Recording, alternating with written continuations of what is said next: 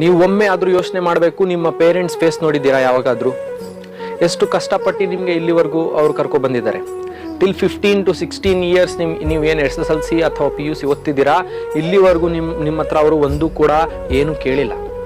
ಒಂದು 50,000 ಸಂಪಾದನೆ ಮಾಡಿಕೊಡು ಅಂತ ಕೇಳಿದ್ದಾರಾ, ಅಥವಾ ಒಂದು ಬೈಕ್ ಕೊಡಿಸು ಅಂತ ಕೇಳಿದಾರ, ಅಥವಾ ಒಂದು ಬಟ್ಟೆ ಚೆನ್ನಾಗಿರೋ ಒಳ್ಳೆ ಬಟ್ಟೆ ಕೊಡಿಸು ಅಂತ ನಿಮ್ಮ ಹತ್ರ ಕೇಳಿದ್ದಾರ? ಇಲ್ಲ ಮಕ್ಕಳೇ, ನಿಮ್ಮ ಹತ್ರ ಅವರು ಏನು ಕೂಡ ಕೇಳಿಲ್ಲ. ಬಟ್ ಈಗ ಕೇಳ್ತಿದ್ದಾರೆ. ಹೌದು, ಅದು ಕೇಳ್ತಿರೋಂಥದ್ದು ನಿಮ್ಮ ಒಳ್ಳೆ ಪರ್ಸೆಂಟೇಜ್, ಒಳ್ಳೆ ಮಾರ್ಕ್ಸ್. ನಿಮ್ಗೆ ಎಕ್ಸಾಮಲ್ಲಿ ಒಂದು ಒಳ್ಳೆ ಮಾರ್ಕ್ಸ್ ಬಂದರೆ ಅವ್ರಿಗೆ ಆಗೋಂತಹ ಖುಷಿ ಯಾರಿಗೂ ಇಲ್ಲ. ಸೊ ಯಾವಾಗ ನಿಮಗೆ ಬೋರ್ ಅನಿಸುತ್ತೆ, ಸ್ಟಡಿ ಮಾಡುವಾಗ ನನಗಾಗಲ್ಲ ಅನಿಸುತ್ತೆ, ಅಥವಾ ನಿಮಗೆ ಒಂದು ಯಾವುದು ಅರ್ಥ ಆಗಲ್ಲ ಅಂತ ಅನಿಸುತ್ತಲ್ಲ, ಆವಾಗೆಲ್ಲ ನಿಮ್ಮ ಪೇರೆಂಟ್ಸ್ ಮುಖವನ್ನು ನೀವು ಒಮ್ಮೆ ಯೋಚನೆ ಮಾಡಬೇಕು. ಅವರು ಯಾವ ರೀತಿಯಲ್ಲಿ ಕೆಲಸ ಮಾಡ್ತಿದ್ದಾರೆ, ಎಷ್ಟು ಕಷ್ಟಪಡ್ತಿದ್ದಾರೆ ಅಂತ.